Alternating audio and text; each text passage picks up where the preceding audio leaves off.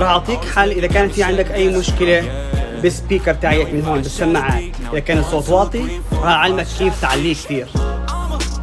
اول شيء لازم تكون عندكم الاب هاي اسمها ميوزك، اذا ما عندكم نزلوها من الاب ستور. ثاني شيء بتروح على الاعدادات، تنزل تحت اخر شيء اللي عندي ميوزك، تكبس عليها، بتدور على اي كيو تكبس عليها، بعدين بتختار الخيارات ليت نايت واشكروني بعدين.